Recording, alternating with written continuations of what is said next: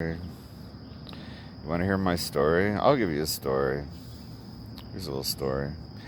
Um, when I was living out here in, actually at George Sheldon, the news weather guy, who I call my fair weather friend, who I've known for about 30 years, over about 30 years, from Hollywood, Florida, when he was doing news, weather, and traffic for WIOD, I believe, and a bunch of other radio stations. That was the one I listened to him on. And so he would do the traffic reports, and I knew him from when I worked at McDonald's and ran into him there and going out and this and that. So I've known him for a very long time. Anyway, so I'm 52 now. I met him probably when I was working at McDonald's. That was when I was 16, 17 years old. And I've known him ever since. So anyway, and we've known each other a long time. So we kept in touch, and then we lost contact with each other when I moved out west, and then we got reacquainted online again when I had moved from Phoenix, because I had lived in Spokane, Washington for 9 years. And the weather, oh man, the weather there was something else.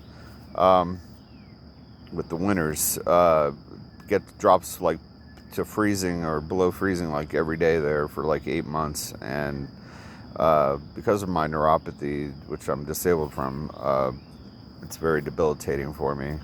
I'm in pain from it all the time. But anyway, this, was where I got on disability, on SSDI, was in Washington and Spokane. And then I was like living on $339 a month plus food stamps for about 6 years, waiting on Social Security disability. And I had a housing grant there, which allowed me to live there for 9 years. And I was, doing everything I was supposed to do, paying my rent, paying my bills, doing everything. And so, but anyway, so I got sick of living there, and just for 9 years of that winter weather for 8 months out of the year.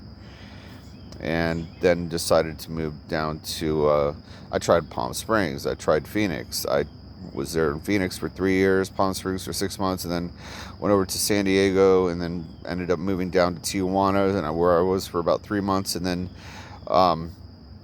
I got back in touch with George online, George Sheldon, and he tells me, oh yeah, why don't you come out here and live out here in Burnsville? I said, all right. So I moved out there to Burnsville, and I got hooked up with everything here. And then they were going to give me a housing grant that was going to pay me $600 a month for 6 months and pay my deposit down on an apartment and everything. And his partner went ahead and killed himself with opiates. He overdosed on opiate pills, and then his parents, who owned the house, decided that they were going to sell the home that they owned out on Georges Fork Road.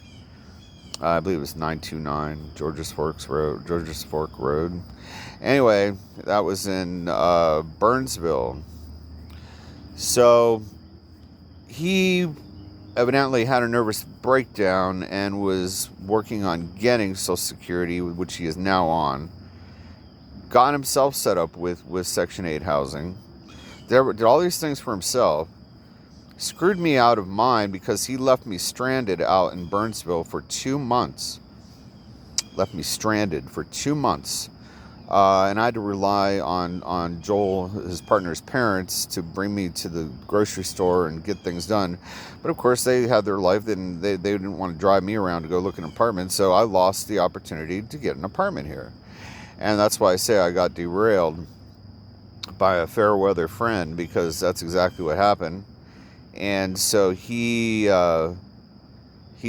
went down to South Florida and was making arrangements with somebody down there to live down there. and left me stranded in Burnsville and unable to get out and find an apartment, which what I needed to do to secure an apartment here, because I wanted to stay here. I didn't want to go down to Florida. He forced me to go down to Florida with him, and I lived there for a few months with Eric, one mutual friend that we've both known over the years, and I didn't like it there. And he put me into a black mold room next to the bathroom where he was living in his house. And I didn't want to live there. It was making me sick. So I moved out and moved back to Tijuana, where I lived for 2 years.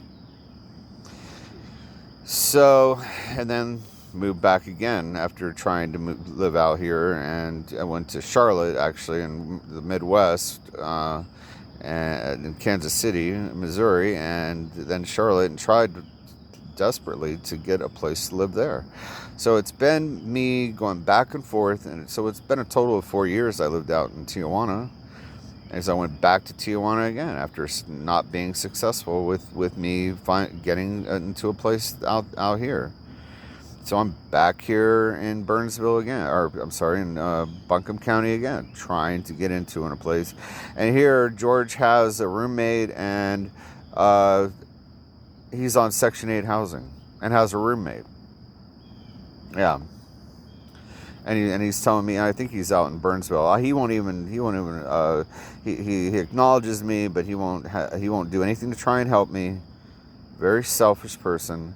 He's done everything for himself, got himself set up with housing now and everything, and has, just totally, blown me off. I mean, he and his partner are pill addicts, hooked on opiate pills, which is how his partner died. He was, abusing opiates, died at a very young age. He was only like in his 30s. And very disturbing, and what went on while I was there. And New Year's Eve, and him, and then having to go and find his partner dead, laying in bed, was just unbelievable that I even had to go through that shit with anybody.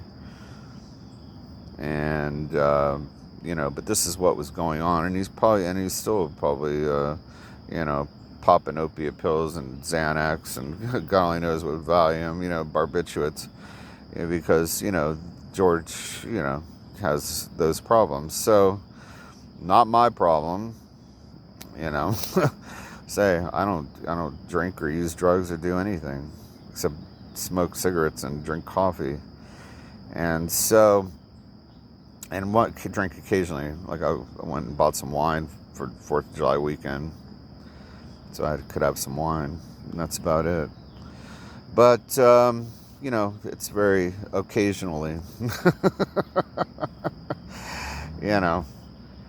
But this is what people have done, and the situations people have put me in. I've had other situations with people that have gone bad, and places where I've lived, and going through this because of my low income. So it puts me in very precarious situations with people, and in situations with people that I really don't need to be in. And this is why I'm back again to try and get my own apartment in Section 8, because I live quite well on my own. I lived quite well when I lived in Tijuana. I had absolutely no problems with anyone. My bills were always paid. Everything was always taken care of, and I lived very well there. And there's no reason why I can't live in my own country, and where I worked for 16 years before I became disabled from this. And there's no reason why I can't live in my own damn country and be able to support myself here. So I'm quite determined to do that now, and like I say, I'm very thankful and grateful for any help I do get, to help me do that and reach that goal right now. So thank you very much, and have a glorious weekend. Take care. Check out. See ya.